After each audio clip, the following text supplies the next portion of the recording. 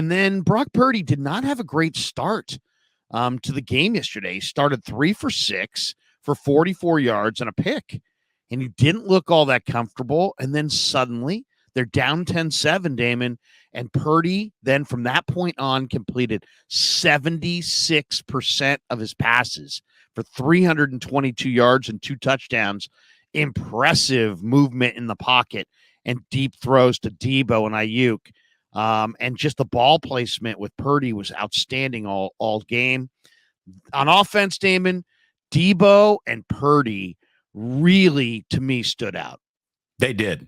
Trent Williams stood out in this game to me, too, and we'll get to him a little bit later. But to just focus on Brock's afternoon, again, 70.4% completion percentage. It's his 7th straight game with a completion percentage of 70 or better, which is the longest streak of games by any Niner quarterback since Joe Montana in 1989.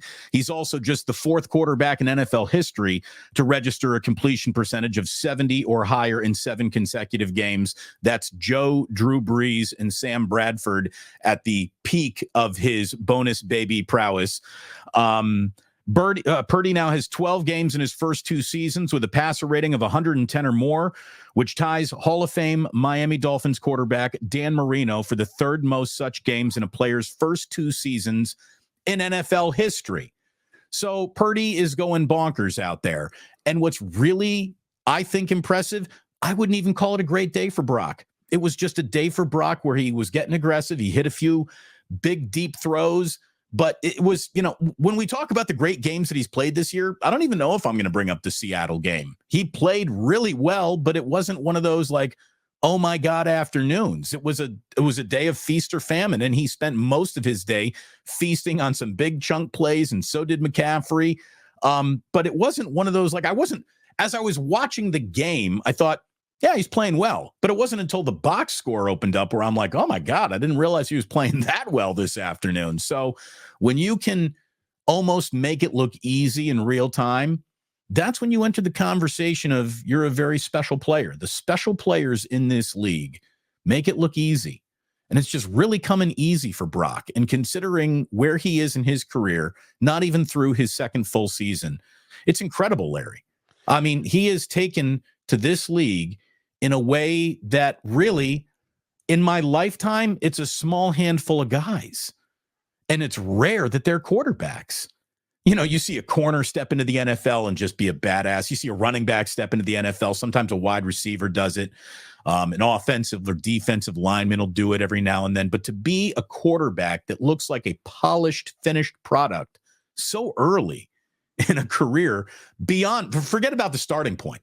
Like, if Brock Purdy had been the number 1 overall pick in the draft, he's still playing above that expectations. I mean, it's the truth. If he had been the number 1 overall, he is outperforming the expectations that would have come with that. Not only, Larry, do the 49ers have their quarterback, like, for sure. Here's your quarterback, folks. You were looking, you turned the page. No matter what page you landed on, you'll always look for another page. You can stop looking for the next chapter. This is your quarterback. He's right here. And he's not just like a good middle of the pack, acceptable on game day, Jimmy Garoppolo, we can win with him, type of quarterback. This guy's one of the 5 best quarterbacks in football. There's nothing to debate there anymore. He's one of the 5 best quarterbacks in football. He's got the numbers. And oh, by the way, Brock Purdy wakes up this morning with the 2nd most passing yards in the NFL, one of the rare categories that he was, about 7th in when he's number 1 everywhere else. So today he is 2nd in the NFL in passing. This chat makes me laugh. Steven Saunders. Larry told Colton McKivitz it's bird hunting season, and he took that personally. Yeah, the Niners have gone incredible and gotten hot in this bird crazy run they've got. All I will say about Brock Purdy is that it makes me laugh. I was thinking last night as I'm driving home, how many people were like, yeah, well, wait until he, going into that second matchup with the Seahawks. Yeah, well, here's a team that wait until they see him a second time around. See, they got him. They saw him the first time, and he snuck up on them. He's now beaten them 4 in a row. Right. He essentially is to the Seahawks what Russell Wilson was to the 49ers. He is officially Seahawk kryptonite. And that's why Dave Softy Mahler when he hears people complaining about Brock Purdy is like, what? Because he would dream of having a Brock Purdy. But yeah, right now, the 49ers have their guy. They have their guy. And to me, if you really think about, if you go on to crystallize what's so special about Brock Purdy that we're getting all excited about, other than the results and the wins, and like if just from a clinical standpoint, watching him play, is there anything that you can point to and say, wow, that's really special? And I would say it's the combination, Damon, of quiet feet and quick feet. He's got quiet feet in the pocket in that he's not afraid of the rush. How many times did you see Jimmy Garoppolo's feet pitter patter, pitter patter, pitter patter, pitter patter? You know what I mean? So that's what we call loud feet. Quiet feet, you're just standing there the way Tom Brady does, or did, the way that Aaron Rodgers did, you know, where you've got that, where your feet are, you're not worried. But then he also has quick feet, so he can move within the pocket, which I thought he did expertly yesterday, especially on a couple of those where I'm watching it on the binoculars and the left, the right side of the line is giving pressure.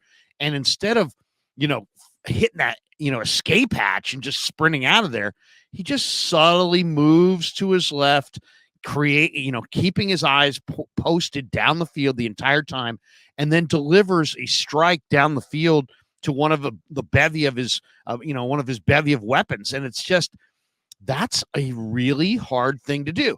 Either you have quick feet, you're young and you're fast and you got quickness, but you also are kind of helter-skelter, or you're like that veteran who's got quiet feet, but you don't have quickness and you can't really move around. This guy's got the quickness within the pocket, quick feet, and then quiet feet.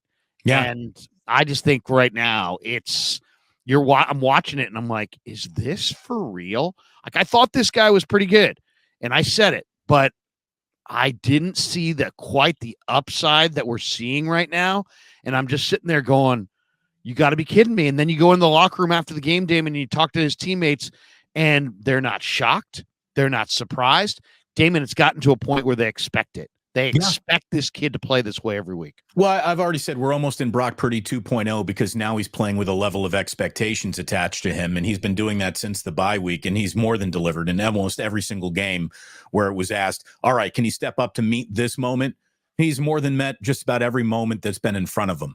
I mean, even during the 3-game losing streak, there's an argument to be made that he did not play that poorly in those games. But I don't even want to go back that far. We're talking about what just happened Sunday against Seattle. You talk about footwork, and you're right. He has shown up in this league with a veteran's level of footwork and just fundamental footwork. His coaches, going back to his high school coaches, his Iowa State coaches, Brian Greasy, I don't know who deserves all the credit, but they built this guy from the ground up. They really did. He's got great footwork. I'm going to go to the other side of the player's body, though, Larry. I'm going to say it's his eyes. This guy's eyes are always downfield. You're going to pull, Aaron's got beautiful eyes. I told Chris Webber, you've got beautiful eyes. That's my Ralph. Have you ever made eye contact with Cal Ripken Jr.? Don't do it. Don't do it. The Exorcist blue. You'll question yourself. Don't do it. But no, his eyes, they're always downfield. They're never on the pressure. They're never on the play that's in front of them. They're always on his progressions and his targets. And Larry, it's the CPU. You know, what makes a computer go? It's that processing unit. And he goes through the field and through his reads and through his progressions like a 10-year NFL veteran. He really, truly does. And beyond that, I want to keep on coming back to something that Steve Young has always talked about, a catchable football. Yeah. Forget about arm strength and talent. Does he throw a catchable ball? My God, does this guy put it in the breadbasket when he needs to? That throw to Debo even had to get on his giddy up to get underneath it. Purdy put that out so perfectly. The only place that any player could make a play is if Debo gets it into fourth gear here and just, I mean, I don't know if you've had breakfast, but Jamal Adams is serving toast today. He got burnt Larry on that one. Seriously, they were efficient enough when they had the ball where they made up for their inefficiencies. We talked about what's the one way the Seattle can be in this game? Well, with some turnovers. Even that interception that he threw to Ayuk, they were talking about it, and I'm sure it'll be talked about, and you'll ask about it when you get down to 49ers facility this week. You know, did Purdy make a bad throw, or did Ayuk run the wrong route? And they were even discussing it. Greg Olson was saying, look, Purdy has made this pass all year long, and I just think Ayuk might have been in the wrong place, and Love came up with the very nice interception. Love had a pretty good game. He really did. Pretty good game. That Julian Love, my God. Okay, interception, force fumble, big hits. Yeah. Julian Love. I mean, my God, what a free agent signing. The former Golden Domer was huge. Absolutely huge. Me that Jamal Adams is supposed to be the star and he's the other guy. I'd say you might have that the other way around, just based on yesterday. Julian Love had himself the game of his life. I mean, or that's a great player. You know, he was with the New York Giants and they stole him in free agency this year. No, I was watching the Ayuk, the Purdy to Ayuk throw, and I thought Ayuk hesitated for a half step on the route and may have kind of ended his route a little early. Brock led him a little too much. You know, correct me if I'm wrong, because I didn't go back and with the fine tooth comb late last night on this particular play. I watched the game again, but I think I might have dozed in the middle of this play. Did Ayuk tip that ball, Damon? He did. It went off his fingertips. Okay. That's what I thought in real time, but other people said, no, it wasn't tipped. And I'm like, yeah, no, he tipped that ball. So, you know, it was a combination where I felt like Ayuk didn't finish the route, and then he got himself leaning, and he reached for it. It tipped off his fingers, and then it fell right into the arms of the defender. So, I mean, that it's going to happen. I mean, you know, especially if you're Brock and you put it out there, you know, you talk to a quarterback, any quarterback, about his receivers, Damon, and if they're paying those receivers a compliment, they'll say, he'll go get it for you, man. He'll go get it for you. And what they mean is oftentimes in the NFL, quarterbacks throw to spots, right? And receivers just have to get to that spot. And Brock is as good as anybody is just dotting those spot throws and just putting it on that spot. And I think in this particular situation, if we had them both sitting here, I bet you Brandon would say, I didn't get to my spot. There was an awful lot of my bad in his body language. Well, on the sideline. The close up on the sideline, you could just see, you know, Ayuk was you could tell he thought that it was on him. And one of the reasons why Purdy is a huge leader in this locker room so early in his career is he would never, ever put that on Brandon Ayuk. He'd tell you that he needed to make a better throw. And making better throws is really what he did all afternoon. Again, Larry, back to just the facts. 527 total yards on the day. It's the most yards in a single game this season by the team, and the most yards that the Niners have registered since 2019 when Jimmy Garoppolo won that shootout in New Orleans against Drew Brees. Debo had a monster game. He had 116 yards, 2 receiving touchdowns, and a rushing touchdown last week against Philadelphia. 149 receiving yards, a touchdown, catching and rushing again this week.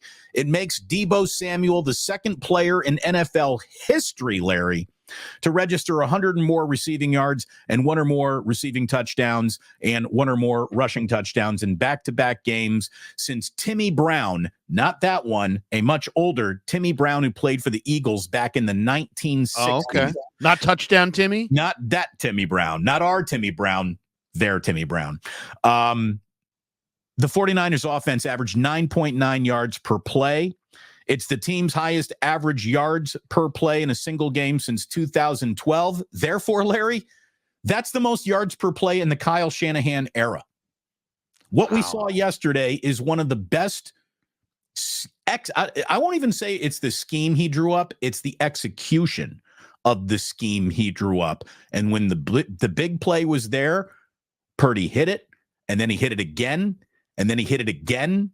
And then when he didn't hit it, it was Christian McCaffrey, who's got a 7-yard run, followed by an 11-yard run, followed by a 3-yard run, followed by a 22-yard run. I mean, he just chunk plays everywhere. You looked all afternoon. Plays were either going for 2 or 3 yards, or they were all in that 7 to 28-yard range. I mean, it was an afternoon where the middle of the field seemed open.